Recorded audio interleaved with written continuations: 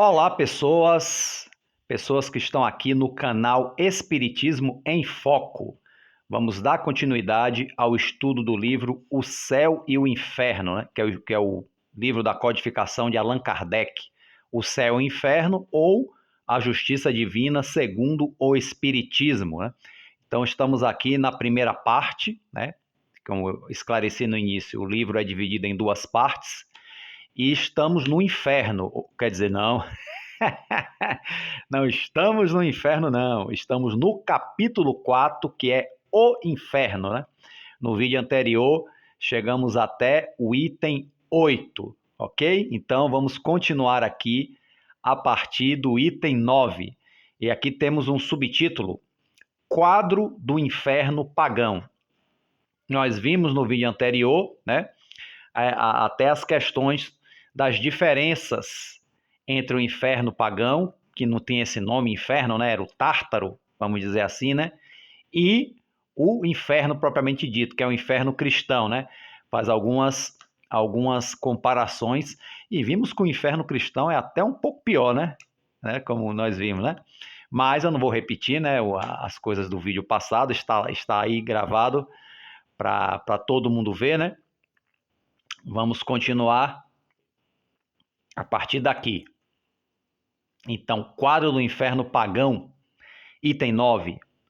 E aí, Kardec começa dizendo: conhecemos pouco o inferno pagão. É verdade, né? Assim, as pessoas, o chamado inferno pagão, muita gente nem conhece e outros conhecem pouco. Porque para conhecer isso aí, né, realmente a pessoa tem que ter algum estudo de história, né?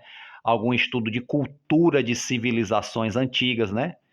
Vamos dizer assim, vamos dizer, não, civilizações antigas, e especialmente a cultura grega, né, da Grécia Antiga, que é que mais influencia nesse conhecimento. Né? Nós temos várias referências de civilizações antigas, né? Mas a que mais nos influencia hoje dessas antigas civilizações é a grega, né? A cultura grega. Pelo menos nessas questões que estamos abordando aqui, que é essa questão de céu, de inferno, né? As questões da vida além no além, né? Além da vida do corpo, né? Após a morte, né? Após a morte do corpo. Então, das culturas antigas, a que a gente tem mais influência é a cultura grega, né? Que não é a única, mas que a gente tem uma influência maior. Né? Tanto que na introdução de O Evangelho segundo o Espiritismo, né? Está lá Sócrates e Platão, né? Até o conhecimento, não só essas questões do inferno, do céu, mas a filosofia, né? A filosofia da Grécia Antiga é a que até hoje influencia muito outros pensamentos filosóficos, né? Faz parte, né, da nossa cultura também. Mas muita gente não conhece, né? Que não tem estudo sobre isso, não conhece essas questões do inferno pagão, ou conhece muito pouco, muito por alto, né? Então Kardec ele começa aqui dizemos, né? Conhecemos pouco do chamado inferno pagão e apenas pela descrição dos poetas, porque assim, naquela época, né? Os poetas eram que contavam as histórias, né? Esses poetas, por exemplo, aqui é Homero e Virgílio. Homero ele é conhecido como autor da Odisseia, que é um dos livros da mitologia grega mais famosos, né? Que já virou filme, vai ter até um filme novo agora. Mais um filme, né? Da Odisseia. A história de Ulisses ou Odisseu, né? Ele tem os dois nomes. Então ele vai aqui, ó. Homero e Virgílio deram dele, né, do inferno pagão, a descrição mais completa, mas é preciso apartar as necessidades que a poesia impôs a forma. A de Fénelon, em seu Telêmaco, Fénelon, né, que a gente vê lá ele assinar muitas mensagens psicografadas na codificação, em seu Telêmaco, né, que é a obra dele, embora aurida na mesma fonte, quanto às crenças fundamentais, tem a simplicidade mais precisa da prosa. Então, o que é que Fénelon faz na obra Telêmaco? Ele pega os princípios lá da poesia, dos poemas de Homero e Virgílio e transforma em texto em prosa, o que a gente pode chamar em texto normal, né? Texto comum. né? Então, ele aparta as necessidades que a poesia impôs à forma, né? Então, a de Fénelon tem seu telêmaco, embora aurida na mesma fonte, né, nos poemas. Quanto às crenças fundamentais, tem a simplicidade mais precisa da forma, da prosa. Então, é mais objetivo o telêmaco, né? Descrevendo o aspecto lúgubre dos lugares, né? Lúgubre, sombrio, né? Do Tártaro, né? Como chama esse dito inferno pagão, Tártaro, né? Descrevendo o aspecto lúgubre, é ótima essa palavra, dos lugares, procura, sobretudo, ressaltar o gênero de sofrimento que sofrem os culpados. Cada culpado tem um gênero de sofrimento, né? Não se sofre do mesmo jeito porque não se cometeram os mesmos delitos. Então, o gênero de sofrimentos que sofrem os culpados. E se estende muito sobre a sorte dos maus reis, olha só, né? Ele é mais descritivo sobre a sorte dos maus governantes, dos maus reis, né? Tendo em vista a instrução de seu aluno real. Por popular que seja a sua obra, muitas pessoas não têm, sem dúvida, essa descrição bastante presente na memória, ou não puderam refletir bastante nela para estabelecerem uma comparação. Por isso, cremos ser útil reproduzir-lhe as partes que têm uma relação mais direta com o objetivo que nos ocupa. Quer dizer, as que concernem mais especialmente a penalidade individual. Então, Kardec ele vai pegar essa obra Telêmaco e vai, né, tirar a parte que nos é mais útil, né, sobre as penalidades individuais de cada ser que vai para essa região depois da morte, né? E aí ele começa a fazer isso já agora no item 10. Então, abre aspas. Entrando, Telêmaco ouve os gemidos de uma sombra que não podia se consolar. Quer dizer, então, Telêmaco já vai entrando, né, nesse lugar. Então, ele ouve os gemidos de uma sombra que não podia se consolar. Qual é, pois, disse-lhe, a vossa infelicidade? Então, ele faz essa pergunta, né? Qual é, pois, a vossa infelicidade? O que fostes na terra, né? Tu que está aí gemendo sem consolação, né? E aí ele responde: eu fui, lhe respondeu essa sombra, Nafofarzan, olha que nome bonito, né? Não, Nafo não, Nabofarzan, rei da soberba Babilônia. Então ele se encontra ali com o rei da Babilônia, um dos reis da Babilônia ali, né? Nesse mundo infernal, né? Sofrendo, gemendo, né? Então pergunta quem é, ele responde, né? Fui o rei Nabofarzan, rei da soberba Babilônia. Todos os povos do Oriente tremiam ao simples sussurro do meu nome. Eu me fazia adorar pelos babilônios em um templo de mármore. Olha que ostentação, né? Onde estava representado por uma estátua de ouro, diante da qual se queimavam dia e noite os preciosos perfumes da Etiópia. Imagine, o dia todo queimando perfume caro. Jamais alguém ousou me contradizer sem ser logo punido. Então ele era inquestionável. Né? Inventava cada dia novos prazeres para me tornar a vida mais deliciosa.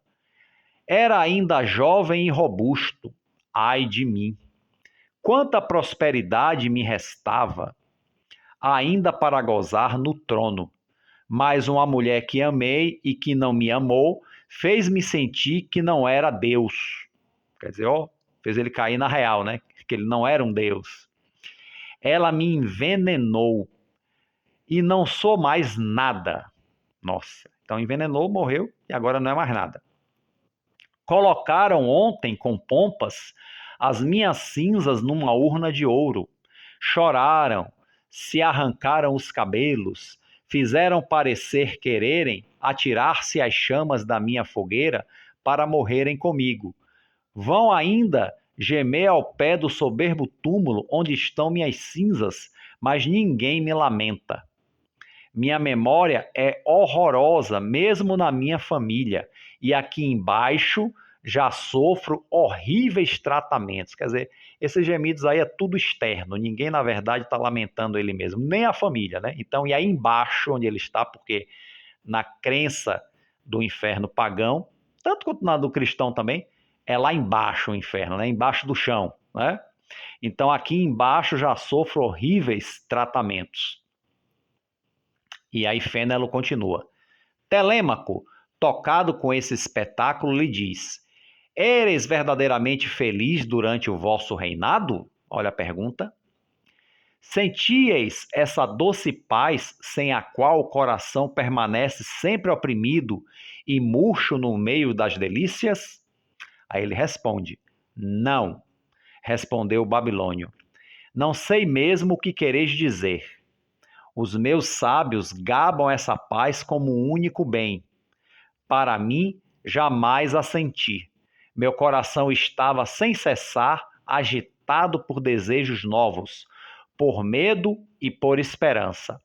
Tratei de atordoar-me a mim mesmo pela excitação de minhas paixões. Tinha necessidade de manter essa embriaguez para torná-la contínua. O menor intervalo de razão tranquila ter-me-ia sido muito amargo. Eis a paz da qual gozei. Tudo mais me parecia uma fábula e um sonho. Eis os bens que lamento. Ou seja, ele nunca teve a felicidade íntima, nunca teve paz interior. Tudo aquilo que ele vivia em torno dele era como se fosse, ele mesmo diz, uma embriaguez, um sonho, uma fábula, né? Uma história irreal. Né? Então ele vivia inventando prazeres para amortecer, né, essa realidade que ele tinha intimamente. Né? E agora ele está aí lamentando não ter tido essa paz nessa situação que ele está no pós-morte, né? E aí continua, abre aspas de novo. Falando assim, o babilônio chorava como um homem frouxo, amolecido pelas prosperidades e que não estava acostumado a suportar constantemente uma infelicidade. Quer dizer, ele nunca sofria uma infelicidade, né? Quando estava encarnado como rei. Não estava acostumado. E agora aí é só isso que ele está vivendo nesse momento, né? Tinha perto de si, tinha perto de si alguns escravos que foram mortos para honrar seus funerais. Olha que miséria, gente. Ainda mataram alguns escravos para honrar o funeral dele. Menino. Pensem aí, né? Quer dizer, era escravo, não valia nada, não era ser humano, né? Tinha perto de si alguns escravos que foram mortos para honrar seus funerais. Mercúrio entregava-os a Coronte com o seu rei e lhes dera um poder absoluto sobre esse rei que serviram na terra. Assim eles acreditavam, né? Mercúrio era um dos deuses poderosos, né? Dessa mitologia. E entregaram-os a Coronte com seu rei. Coronte é outra figura. Coronte já é aquela figura do barco, né? Da barca que atravessa para o outro lado, para o mundo dos mortos. Eles deram poder absoluto sobre esse rei que serviram na terra. Essas sombras de escravos, quer dizer, esses escravos lá, nessa região, que estavam lá com ele, que foram mortos para honrar o funeral dele, essas sombras de escravos não temiam mais a sombra de Nabofarzã, porque ele não era mais o rei deles, ali já estavam todos iguais, né? Eles o tinham acorrentado e lhe faziam as mais cruéis indignidades. Então esses escravos, mortos em honra dele, estavam ali agora nesse inferno, né, acorrentando ele e o torturando, né? Eles faziam as mais cruéis indignidades, né? Uma lhe dizia: não fomos homens tão bem como tu? Quer dizer, não fomos uma pessoa igual a você? Como foste bastante insensato para te creres um Deus, sem que lembrastes que era da raça de outros homens? Uma outra, para insultá-lo, dizia: tinhas razão em não querer que fostes tomado por um homem, porque eras um monstro sem humanidade. Olha só, realmente você não era um homem, mas também não era um Deus, era um monstro. Assim dizia outro escravo. Uma outra, para insultá-lo, né? Peraí um momentinho aqui. É isso. Pronto, deixa eu aqui botar aqui na linha, porque a linha saiu aqui do lugar, né? Então, pronto, vamos continuar aqui as perguntas, né, dos escravos, né? Uma outra, cadê? Fosse porque era um monstro sem humanidade. Ponto.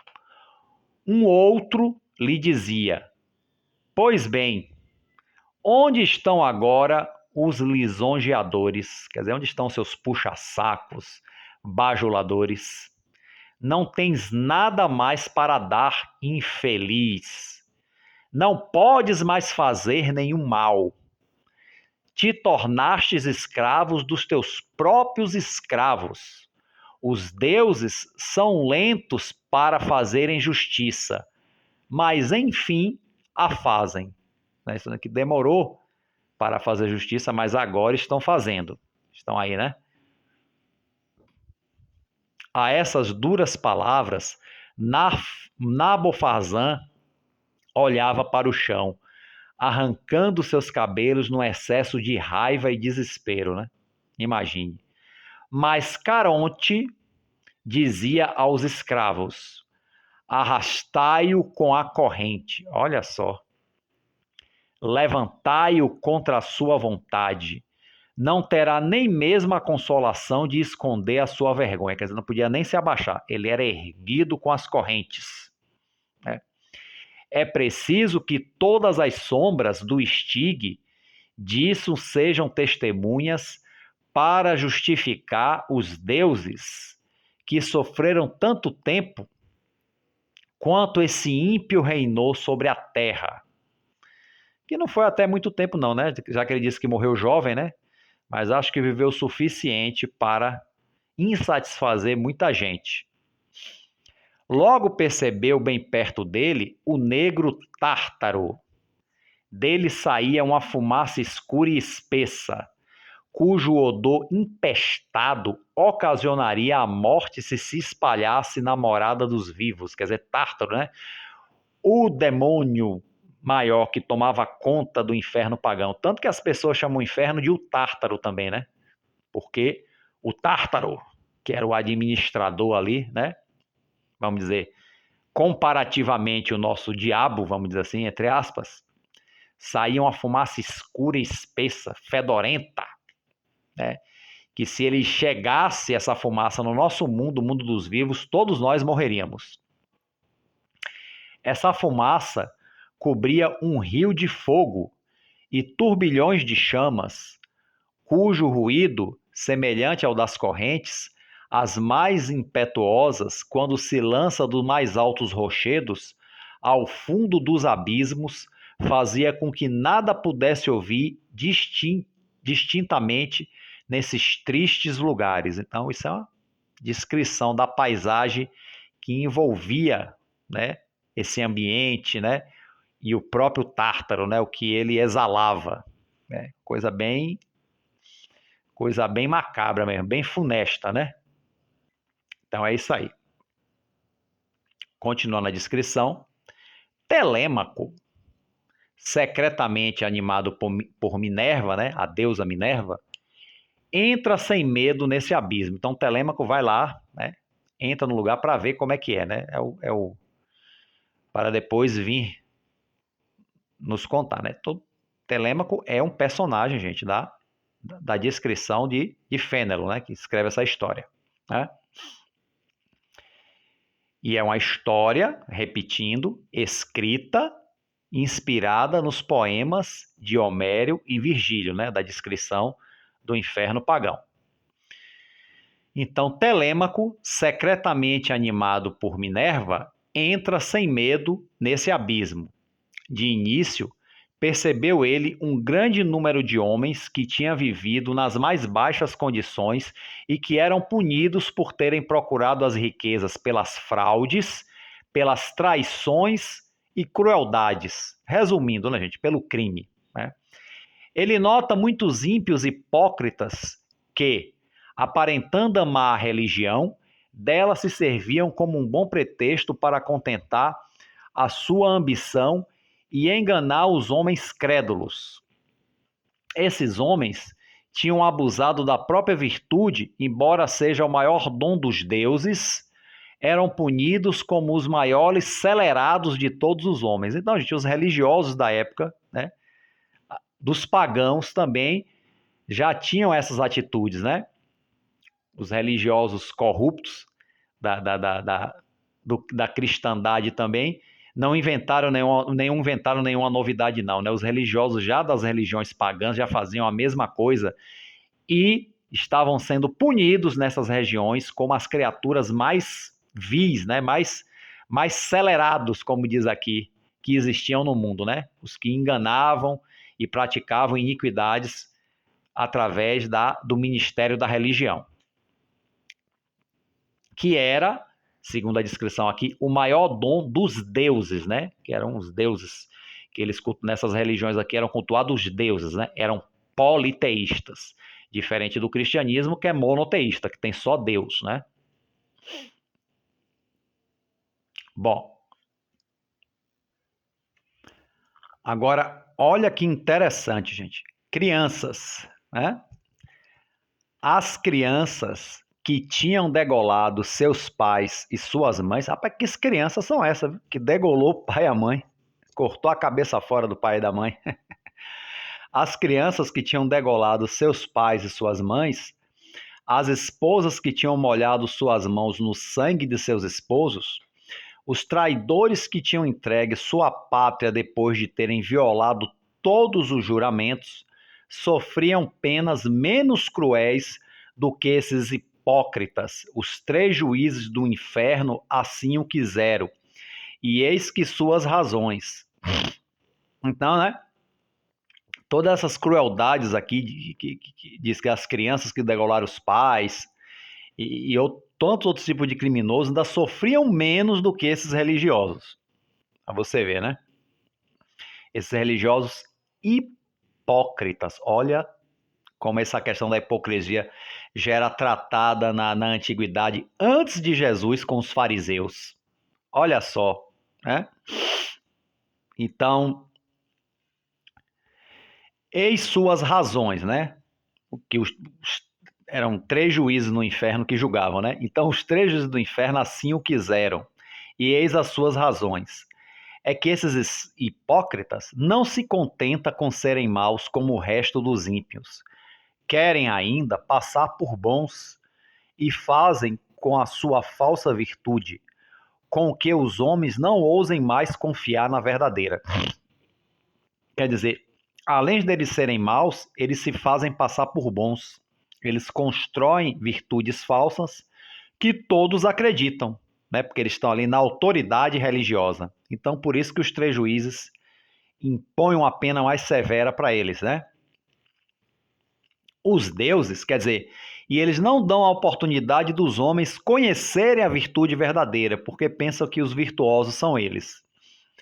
Os deuses, dos quais zombaram, que tornaram desprezíveis para os homens, os deuses dos quais esses religiosos zombaram e que tornaram desprezíveis para os homens, têm prazer em empregar todo o seu poder para se vingarem dos seus insultos, porque os deuses eram vingativos, né? Era como o Deus apresentado por Jesus, que é misericordioso, né?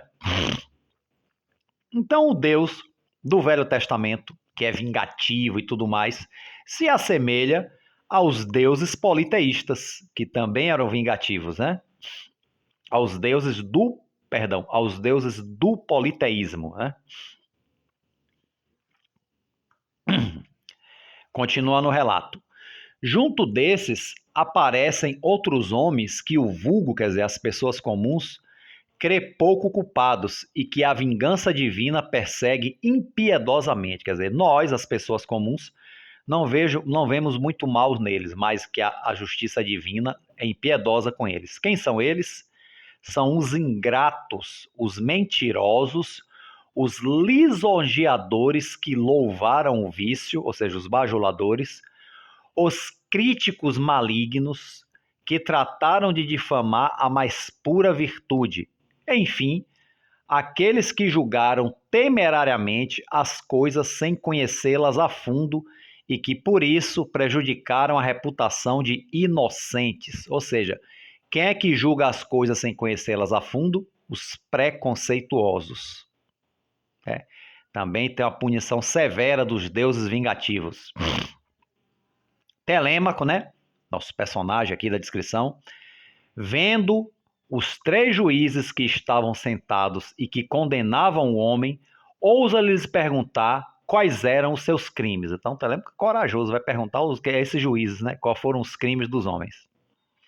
Logo, o condenado, tomando a palavra, grita: eu não fiz mal nenhum, coloquei todo o meu prazer em fazer o bem. Fui magnânimo, liberal, justo, compassivo. Que se pode, pois, me reprovar? Então Minos lhe diz: não se te faz nenhuma recriminação com respeito aos homens, mas não devias menos aos homens do que aos deuses? Qual é, pois, essa justiça da qual te gabas? Não faltastes a nenhum dever para com os homens que não são nada. Foste virtuoso, mas colocaste toda a tua virtude para ti mesmo, e não aos deuses que te deram, porque quereis gozar do fruto da tua própria virtude e te encarcerar em ti mesmo.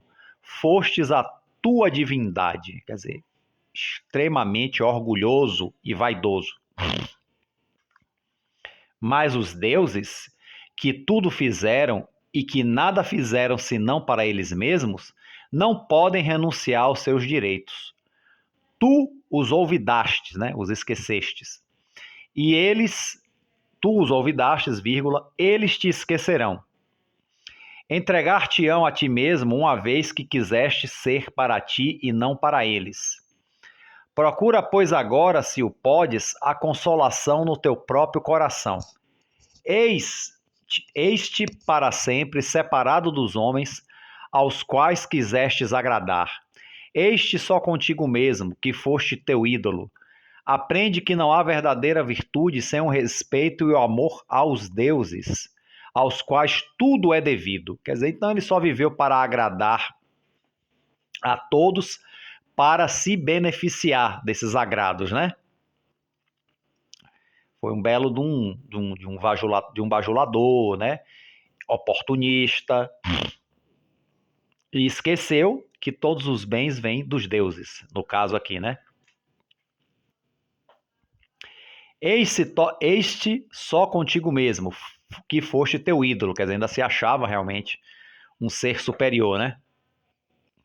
Aprende que a mais verdadeira virtude, sem o respeito e o amor aos deuses, ao quais tudo é devido. A tua falsa virtude, né? Ou seja, a hipocrisia, né? A tua falsa virtude, que há tempos deslumbra os homens fáceis de se enganar, vai ser confundida, não julgando os homens os vícios e as virtudes, senão pelo que os choca ou os agrada, são cegos quanto ao bem e quanto ao mal. Aqui, uma luz divina derruba todos os seus julgamentos superficiais. Ela condena frequentemente o que admiram e justificam o que condenam, né? Então, aqui, mais uma vez, ele está só, né, falando deste indivíduo, como tantos, que com a aparência de virtude ludibria as pessoas simples, né? E eles acreditam, né? Eles perdem a noção do que é bem e do que é mal. O que é bem e o que é mal é o que esse hipócrita que os ludibria está mostrando, né? Diante dessas palavras, esse filósofo, como que atingido pelo golpe de um raio, não podia suportar a si mesmo. Ah, era um filósofo. No caso aqui não era nem um religioso, né? Como foram os primeiros, os piores condenados, né? Mas aqui é um filósofo. Porque, gente, ser filósofo não quer dizer ser grandioso, não. Né? A filosofia é uma atitude, mas existem os maus filósofos que propagam ideias ruins, né?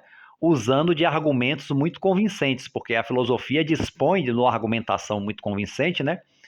E aí, muitas vezes, um bom filósofo no sentido da argumentação, mas ruim no sentido das ideias, né? Do seu conteúdo, convence muita gente, né? É o que acontece. Inclusive, os nazistas tiveram seus filósofos, né?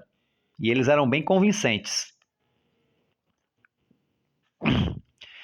Diante dessas palavras, esse filósofo, como atingido pelo golpe de um raio, não podia suportar a si mesmo. A complacência que ele tivera antigamente ao contemplar a sua moderação, sua coragem e suas inclinações generosas mudaram em desespero, porque não eram reais, né? A visão de seu próprio coração, inimigo dos deuses, torna-se seu suplício.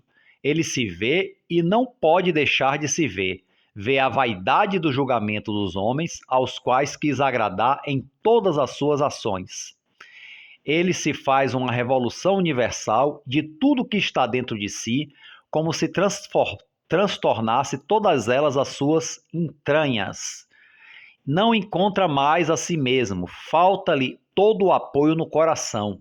Sua consciência, cujo testemunho lhe fora tão doce, se ergue contra ele e o reprova amargamente, né? O verdadeiro julgamento está na consciência, inclusive, né? Sua consciência, cujo testemunho lhe fora tão doce, se ergue contra ele e o reprova amargamente, o descaminho e a ilusão de todas as suas virtudes que não tiveram o culto da divindade por princípio e por fim. Está perturbado, consternado, cheio de vergonha, de remorsos e de desespero, né? Vergonha, remorso e desespero. As fúrias não o atormentam, porque lhe basta estar entregue a si mesmo, que o seu próprio coração vingue bastante os deuses desprezados. As fúrias, gente, eram... São as... esqueci como é que chamam, né? Aquelas que ficam com o fio do nosso destino, chega o nosso momento, cortam o fio, né? E quando se vai para esse inferno pagão, elas também servem para atormentar, né? Para acusar também as pessoas, lembrar constantemente os seus delitos, as fúrias, né? Então as fúrias não o atormentam, porque lhe basta estar entregue a si mesmo, que seu próprio coração vingue bastante os deuses desprezados. Então ele mesmo, o próprio coração, a própria consciência estava fazendo o trabalho que as fúrias não precisavam fazer, né? Procura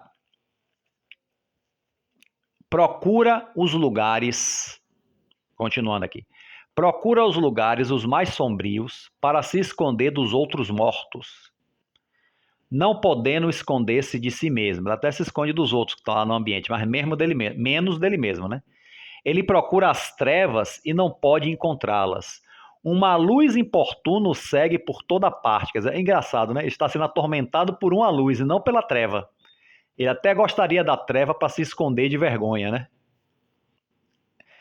De todos os lados, os raios penetrantes da verdade vão vingar a verdade que ele negligenciou em seguir. Tudo que amou se lhe torna odioso como sendo a fonte dos seus males, que não podem nunca acabar. E se diz a si mesmo: ó insensato, não conheci, pois, nem os deuses, nem os homens, nem a mim mesmo. Não conheci nada, uma vez que jamais amei o único e verdadeiro bem. Todos os meus passos foram de descaminho. Minha sabedoria não foi senão loucura. Minha virtude não foi senão orgulho ímpio e cego. Eu era, eu mesmo, o meu ídolo. Né? Enfim, Telêmaco percebeu os reis que estavam condenados por terem abusado do seu poder. Né? De um lado, uma fúria vingativa lhes apresentava um espelho que lhes mostrava toda a disformidade dos seus vícios. Aí eles viam e não podiam deixar de ver a sua vaidade grosseira e ávida dos mais ridículos horrores. Quer dizer, eles eram obrigados a verem todos os vícios dele nesse espelho. Né? Sua dureza para com os homens, aos quais deveriam proporcionar felicidade. Mesmo assim foram duros, os reis, né? Os seus súditos que ele deveria cuidar, na verdade, ele os esmagou, como muitos reis o fazem, né? Sua insensibilidade com a virtude, seu medo de ouvir a verdade, sua inclinação para os homens frouxos e lisonjeadores, quer dizer, os bajuladores, os puxa-sacos, sua desatenção, sua moleza, sua indolência, indolência é preguiça, né? Sua desconfiança imprópria, seu fausto e sua excessiva magnificência, fundados sobre as ruínas dos povos, sua ambição para comprar um pouco de vanglória com o sangue dos seus cidadãos, né? Porque quem ia para a guerra eram os outros, não ele, né? Enfim, a sua crueldade que procura cada dia novas delícias entre as lágrimas e o desespero de tantos infelizes. Mas que reis horríveis esses, né, que estão aí, viu? Eles se veem sem cessar nesse espelho. Acham-se mais horríveis, mais monstruosos do que não é a quimera vencida por Belerofonte, nem a hidra de Lerna abatida por Hércules. Olha aí as histórias da mitologia grega. Nem o próprio Cérbero, que é um cachorro de 3 cabeças horrendo, que guarda a porta do Tártaro, né, do inferno pagão. Nem o próprio Cérbero, embora vomite das suas 3 goelas escancaradas, um sangue negro e venenoso que é capaz de empestar toda a raça dos mortais que vivem sobre a terra. Nossa Senhora! Lance aí no Google Imagens Cérbero, para você ver a imagem desse cão de 3 cabeças, sabe, com os dentes para fora, babando. Terrível mesmo, né? Ao mesmo tempo, por outro lado, uma outra fúria lhes repetia, com insulto, todos os louvores que seus lisonjeadores lhes deram durante a vida, e lhes apresentavam outro espelho, onde se viam tais como a ondulação que os pintara. Né? Os puxa-saquismo, né? A oposição dessas duas pinturas tão contrárias, né? tão diferentes, né? Era o suplício de sua vaidade.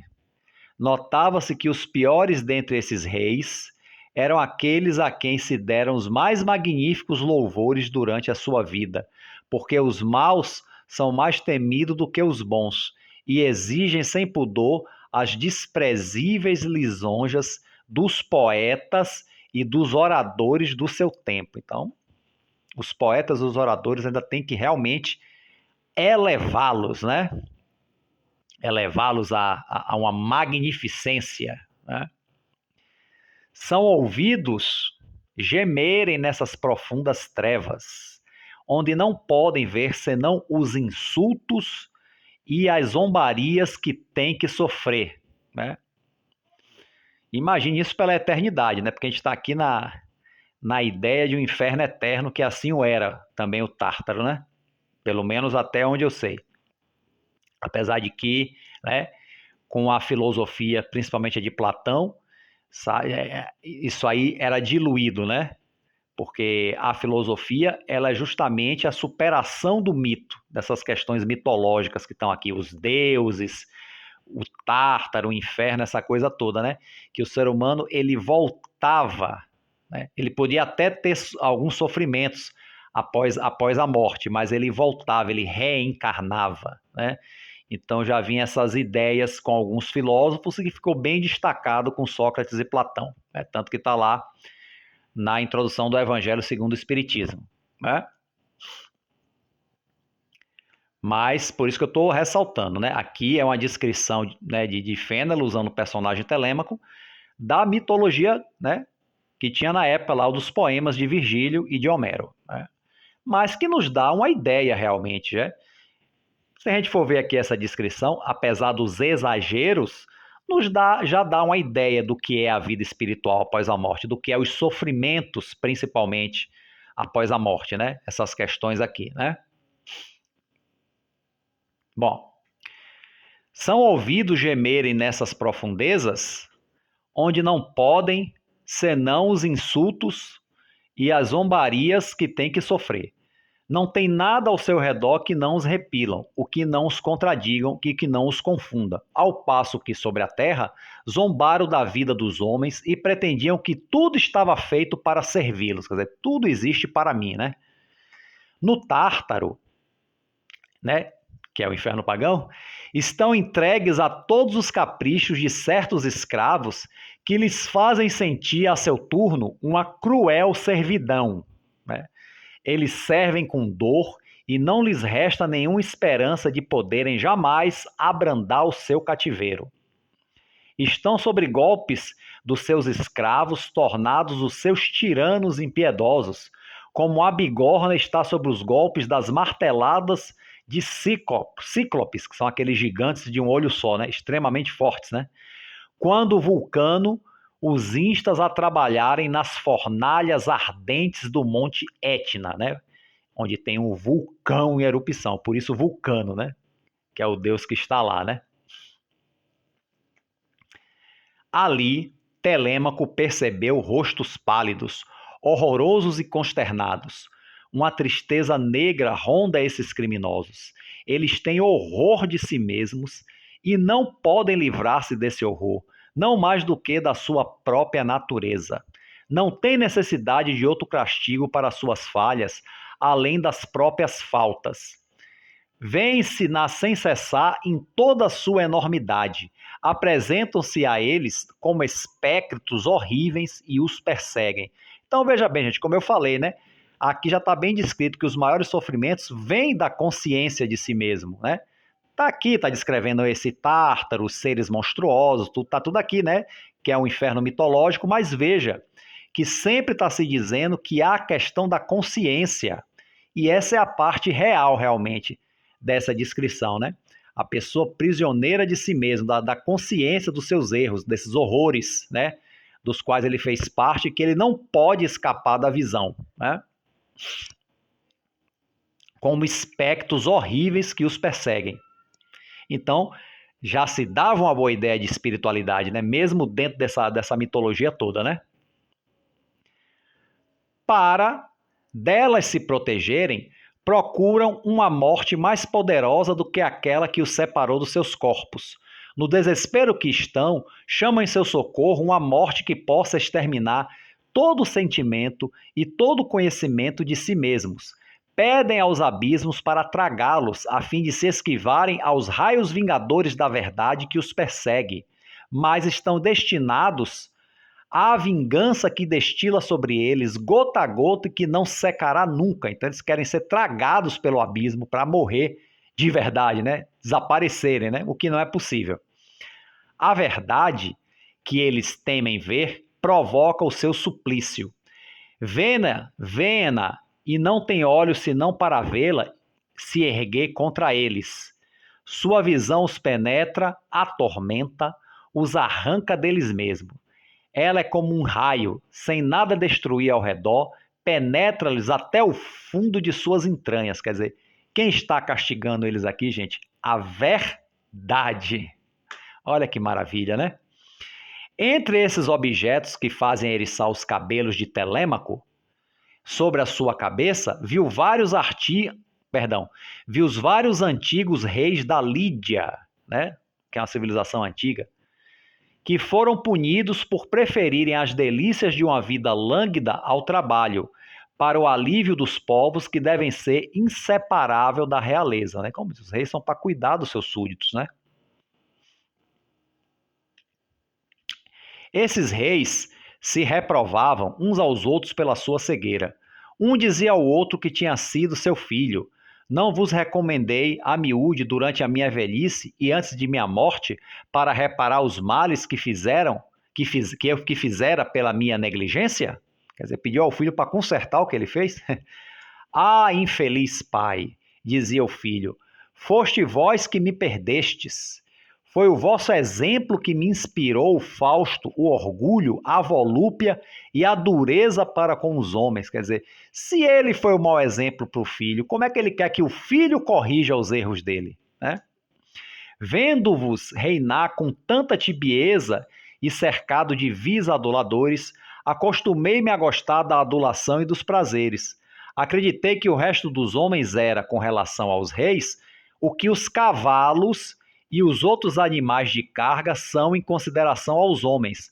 Quer dizer, animais aos quais não se faz caso senão quando prestam serviços e proporcionam comodidades. Quer dizer, as pessoas abaixo deles não valiam menos do que animais, né? Acreditei, e foste vós que me fizeste acreditar, e agora sofro tantos males por vos imitar, né? Por vos seguir o seu exemplo. A estas reprimendas acrescentavam as mais horrendas maldições, e pareciam animados de raiva para se dilacerarem um ao outro. Então imagine a cena, né? As maldições e a raiva e um dilacerando ao outro, né? Ao redor desses reis volteavam ainda, quais mochos na noite, as cruéis suspeitas, os vãos alardes, as desconfianças que vingam os povos das durezas de seus reis, a fome insaciável de riquezas, a falsa glória, sempre tirânica, e a fraqueza desprezível que redobra todos os males que se sofrem, sem poder jamais dar sólidos prazeres. Então, toda essa ilusão que o poder temporal da terra provoca, né? Principalmente nos reis, nos monarcas que se acham acima dos outros, né? Se acham acima de todas as outras pessoas. Quase deuses na terra, né? Praticamente. Uns se acham os próprios. Viam-se vários desses reis severamente punidos, não pelos males que fizeram, mas por terem negligenciado o bem que tinham de dever de fazer. Olha só, a punição não é só pelo mal que fizeram, gente, mas pelo bem que deixaram de fazer. Isso também está dentro da realidade, mesmo dentro da mitologia aqui. Ó. Viam-se vários desses reis severamente punidos, não pelos males que fizeram, mas por terem negligenciado o bem que tinham o dever de fazer. Todos os crimes dos povos que se originam na negligência com a qual se faz observar as leis eram imputados aos reis, que não devem reinar, senão a fim de que as leis reinem pela sua intervenção. Imputava-se-lhes também todas as desordens originadas do Fausto, do luxo e de todos os outros excessos que atiram os homens em um estado violento e na tentação de desprezarem as leis para adquirirem bens, né? Quer dizer, enquanto muitos não têm quase nada, eles viviam faustosos nesse luxo, nessa ostentação. Sobretudo, tratavam-se rigorosamente aos reis que, em lugar de serem bons e vigilantes pastores dos povos, não sonhavam senão em arruinarem o rebanho como lobos devoradores. Como eu já disse, em vez de cuidar do seu povo, só faziam esmagá-los, né, como se fossem lobos devoradores de ovelhas, né? Viam seu povo como ovelhas e eles eram os lobos do seu próprio povo. Mas o que consternou mais a Telêmaco foi ver nesse abismo de trevas e males um grande número de reis que, tendo passado na terra por reis bastante bons, foram condenados às penas do Tártaro por se terem deixado governar por homens maus e astuciosos, estavam punidos pelos males que tinham deixado fazer com sua autoridade. Se eles não fizeram o mal diretamente, deixaram que outros fizessem. Foram invigilantes, foram negligentes, né?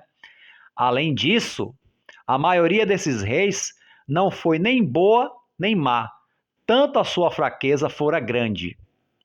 Não temeram jamais, não temeram jamais o não conhecerem a verdade, né? Não tinham medo da falta de conhecimento da verdade. Nunca tiveram o gosto da virtude, nem colocaram seu prazer em fazerem o bem. Quer dizer, o prazer só eram as coisas, né, do mundo, mas nunca tiveram gosto da virtude e nunca tiveram o impulso, o prazer de fazer o bem, né? Ponto. Então, assim, terminamos este item e terminamos este vídeo também, ok, gente? Então, todos aí que estão acompanhando, leiam também o texto, né? Façam suas próprias considerações. Ok, gente? A todos aí, um forte abraço e fiquem com Deus.